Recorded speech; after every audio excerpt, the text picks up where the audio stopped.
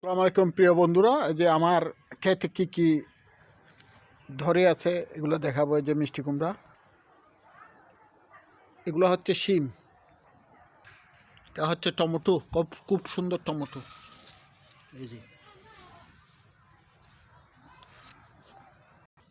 তারপর দেখবেন যে শসা, এই যে শসা, আমার ক্ষেতের শসা, খুব সুন্দর শসা।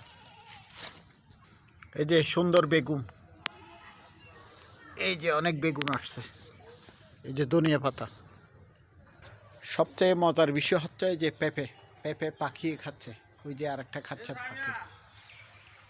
আমরা খাই কম, এই যে পাখিয়ে খাই বেশি, পাখি খাচ্ছে।